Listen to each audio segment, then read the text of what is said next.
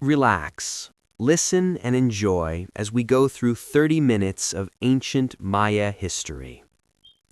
The Sky Lords of Copan.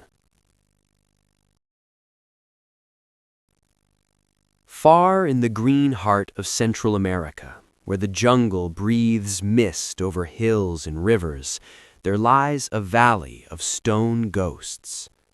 In this valley once stood Copan, a Maya city of kings, priests, and sky watchers who tried to bind time itself in stone. Tonight, the jungle is quiet.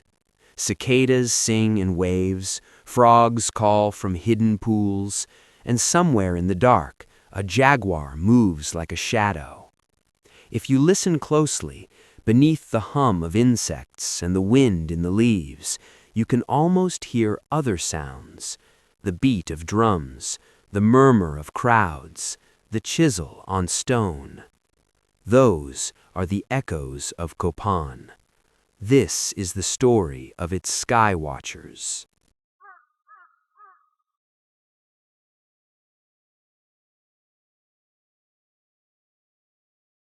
Chapter 1.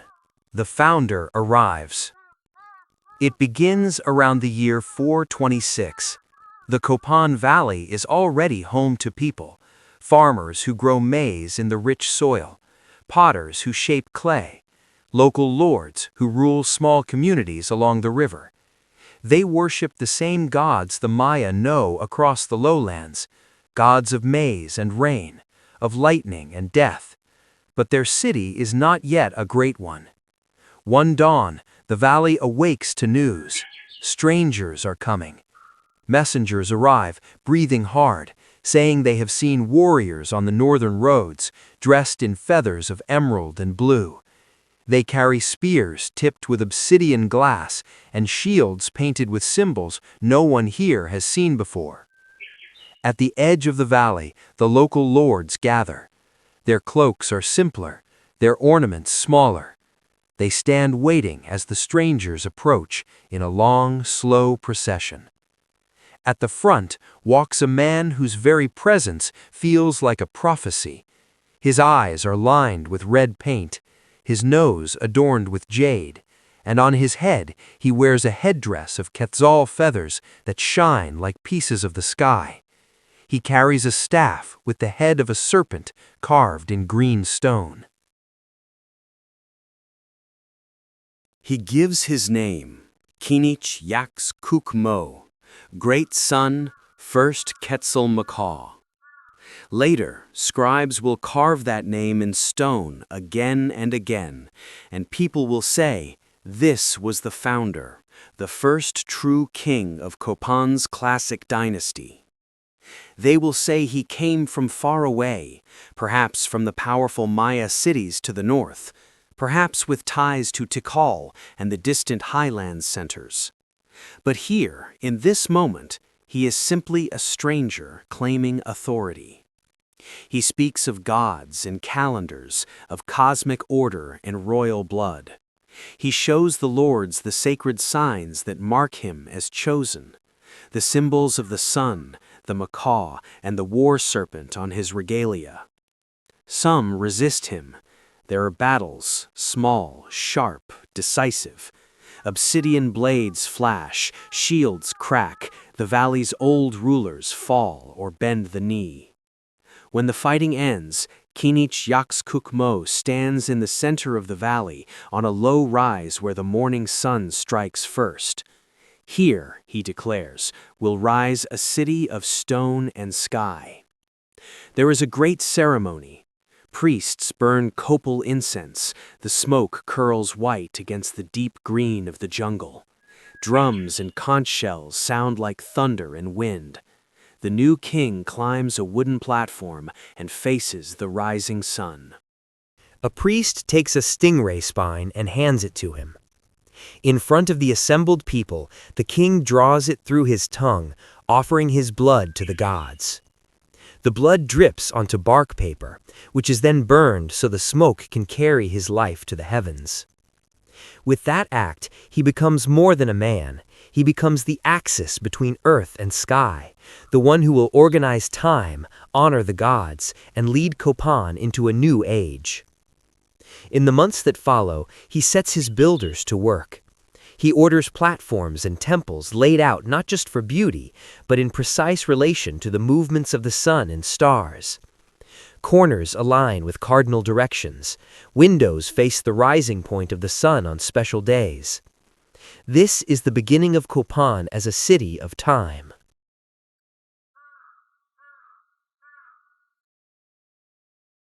Chapter 2: A City That Counts the Days.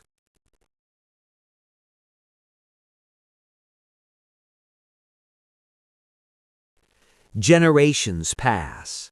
Kinich Yaxkukmo dies and is buried in a rich tomb, later covered by layers of new temples built by his descendants, each one rising higher over his resting place.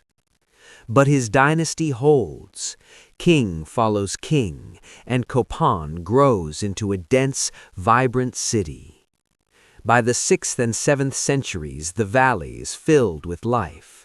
Stone houses cluster near the central plazas. Farmers live on the slopes, walking in each day with baskets of maize, beans, and squash. The smell of roasted cacao and ground maize drifts through the air. If you walk through the city, you see tall pyramids and temples, their stucco surfaces once brightly painted in reds and blues. Narrow stairways leading up to shrines where incense burns night and day. Carved stelae, tall stone monuments, standing like people frozen in time, each bearing the image of a king in full regalia, and lines of glyphs that tell stories of dates and events. Copan becomes famous for these stelae. The stone here is a fine-grained volcanic tuff, easier to carve than hard limestone. The sculptors use it to create figures so detailed that even their jewelry and feathers seem to ripple in the light. But beneath all this art lies something deeper, a passion for counting. The people of Copan live according to a complex set of calendars. They use a 260-day sacred calendar, a 365-day solar year, and a long count that tracks days across centuries. Priests and scribes record these numbers with great care, using dots and bars carved in stone or painted in books of bark paper. On certain mornings, a group of priests climbs an observatory platform. They wait in silence as darkness fades and the first pale hint of dawn appears. They watch where, exactly on the horizon, the sun will rise. One marks the moment with a call. Another notes the position relative to carefully placed markers, stones, or lines in the architecture. They are not guessing, they are measuring. Over years and decades, they refine their knowledge. They learn that the solar year is just over 365 days. They track the wandering of Venus and know when it will appear as morning star or evening star. To them, these are not mere lights in the sky. They are gods, omens, and anchors of order. The city's rulers use this knowledge to strengthen their power. If a king can predict an eclipse or align a temple dedication with a special astronomical event, it proves his closeness to the gods.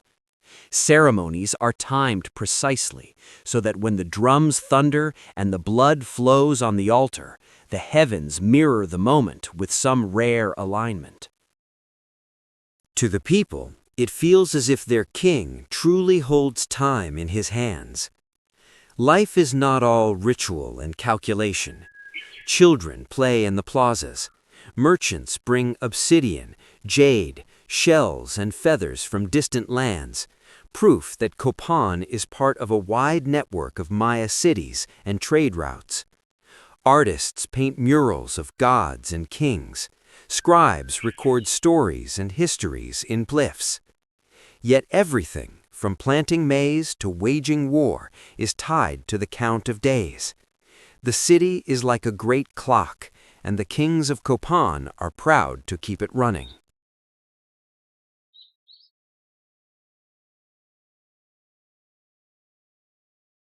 Chapter 3. The Reign of 18 Rabbit. Among all the kings of Copan, one name stands out in the stones. Waxakla Hun Ubah Kawil, often called 18 Rabbit. He is the 13th ruler of the dynasty and takes power in the early 8th century. Under him, Copan reaches its artistic and political peak. When 18 Rabbit becomes king, the city is already impressive, but he wants more. He wants Copan to be a shining symbol of order, beauty, and cosmic harmony. He begins to commission monuments on a scale no one has seen before. Stela after stela rises in the great plaza, each depicting him as a majestic figure, laden with elaborate jewelry, towering headdresses, and sacred symbols. The sculptors carve him as a godlike presence, a man who is also an embodiment of Kawil, a powerful deity of lightning, fertility, and royal power. On one monument, his face is calm and almost serene, framed by the swirling patterns of his headdress. On another, he holds bar-like objects and scepters that symbolize authority and the ability to open a path between worlds. The inscriptions around him record exact calendar dates, linking his deeds to cosmic cycles. One of his greatest projects is the hieroglyphic stairway, a monumental staircase whose risers are covered with more than 1,000 glyph blocks. Together, they form a long, complex historical text that tells the story of the dynasty, founders, victories, rituals, and divine connections. The stairway turns architecture into a book of stone. For ceremonies, 18 Rabbit chooses moments loaded with astronomical meaning. Imagine one such day. The plaza fills with people, nobles in embroidered cloaks, commoners in simple woven garments, all craning their necks to see. The air is thick with incense, drums beat slowly like a heart. The sun climbs higher and higher. At a precise moment, it passes directly overhead. Shadows vanish beneath people's feet. For a few breaths, it seems as if the world is flatly lit, without angles, without refuge. In that instant, 18 Rabbit appears on the temple steps, wearing a huge headdress and carrying a ceremonial staff. He lifts his arms to the sky. To many watching, it feels as if he has called the sun to its perfect place. Later, in the cool of evening, the priests will say, "See how the king and the heavens move together. See how the cycles continue. This is proof that order is strong." Copan flourishes in these years. Artisans create exquisite sculptures and altars. Trade and alliance networks seem secure. The fields around the valley produce maize to feed thousands. But beneath the surface, pressures are building. Population grows, and the land begins to feel the strain. Some soils tire. Forests are cut to make way for fields and fuel. Far beyond the valley, other Maya cities rise and fall, forming shifting patterns of power and rivalry. In the night sky, Venus sometimes appears brighter than usual or in unusual positions. To the astronomer priests, these are warnings. To others, they are puzzles. 18 Rabbit continues to build and to sacrifice, confident that his devotion and his monuments can keep the balance. But the cycles are changing in ways he cannot control.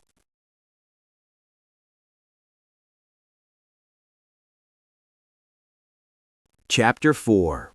Omens of Drought and War. At first, it is subtle. A late rain here, a shorter wet season there. Farmers murmur that the maize is not growing as tall. Priests call for more offerings, more ceremonies, more careful readings of the sky. Then, one year, the rains fail badly. Clouds gather but pass overhead without breaking. Rivers shrink. The earth cracks in long, dry lines. The frog calls grow quieter. The lush green of the valley begins to fade to dull brown. The priests gather on the observatory. They watch the sky with tense faces. They know that droughts have happened before, but this one feels different, longer, harsher. They debate what it means. Have we miscounted the days? One asks. Have we honored the wrong cycles? Others insist the calculations are correct. The blame must lie elsewhere, with the people, with enemies, with some hidden offense to the gods. Rituals grow more urgent. More blood is spilled. Elaborate ceremonies are staged on the plazas. Incense smoke lies thick over crowds of hungry people. The king and nobles pierce their ears, tongues, and flesh, letting blood drip onto paper to be burned. They call upon the deities of rain and maize to return. Meanwhile, tensions with other cities sharpen. Quiriguá, a smaller center downriver that was once under Copan's influence, grows ambitious. Its ruler, Kak Tiliwu Chan Yopat, seeks more independence and power. In the year 738, history shifts violently.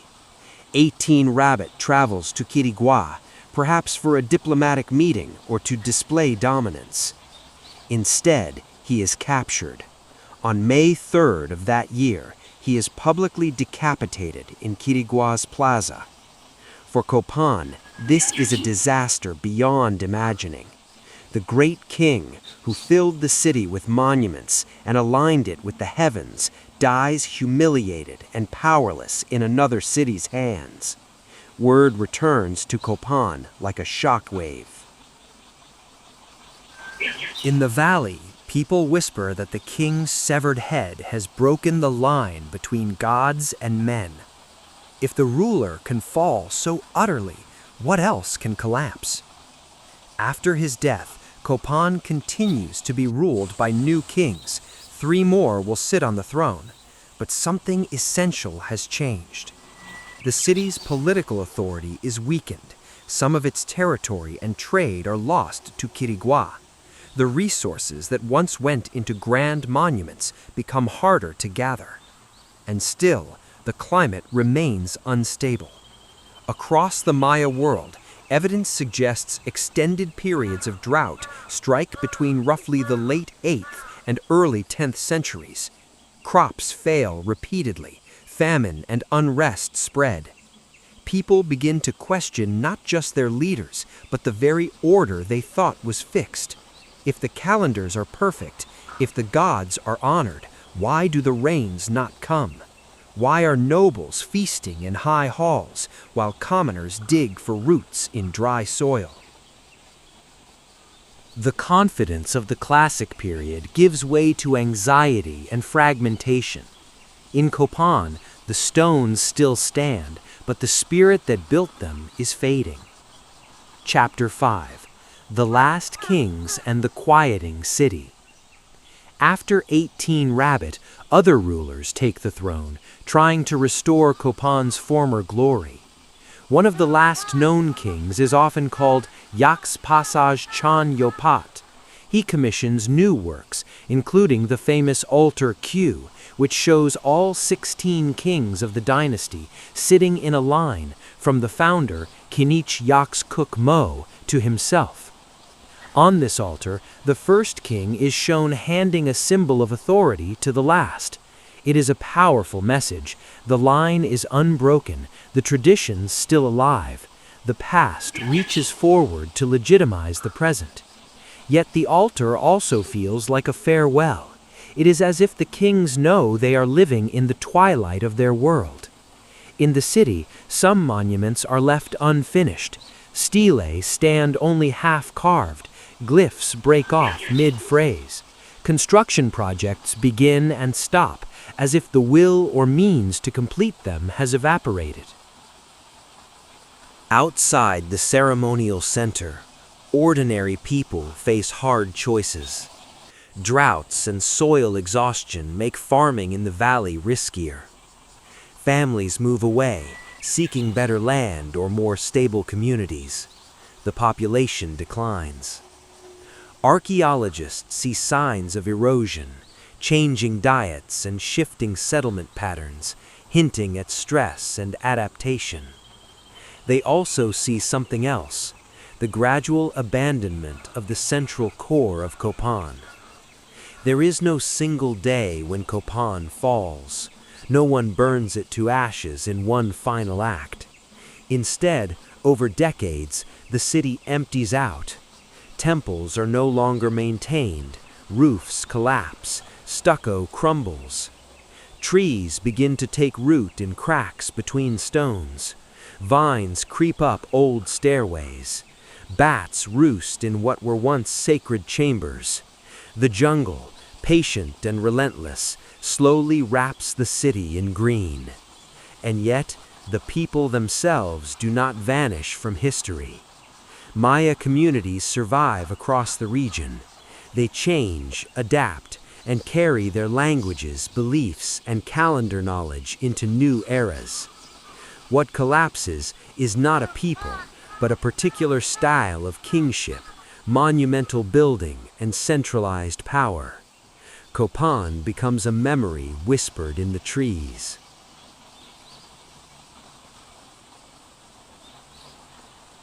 Epilogue: Stone, Star, and Memory.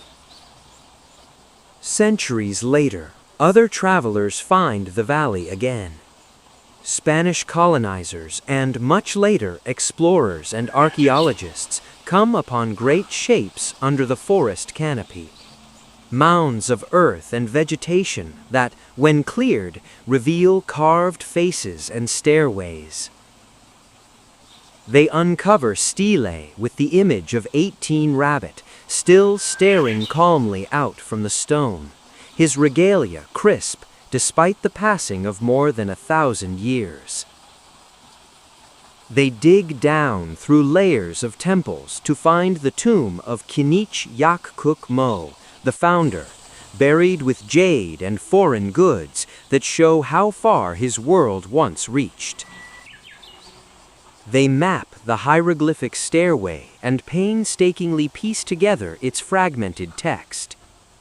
They learn to read the glyphs and discover that the Maya were not mysterious primitives, but sophisticated historians, mathematicians, and astronomers who recorded exact dates and complex narratives. They take cores from nearby lakes and sediments and find evidence of droughts that match the time of the city's decline. They compare climate records to archaeological layers, seeing how environmental stress and social choices intertwined. And they walk through the plazas, much as you have walked through this story. They see the traces of rituals, the bases of houses, the shadows of lives that once felt as real and immediate as yours. Today, Copan is a UNESCO World Heritage Site, a place where visitors can climb the same stairways and stand beside the same stelae that the ancient Maya once did. Guides explain the calendar and the dynasties. Modern Maya communities nearby maintain their own traditions and identities, living proof that the story did not end with the so-called collapse. If you step back from the details, another pattern appears.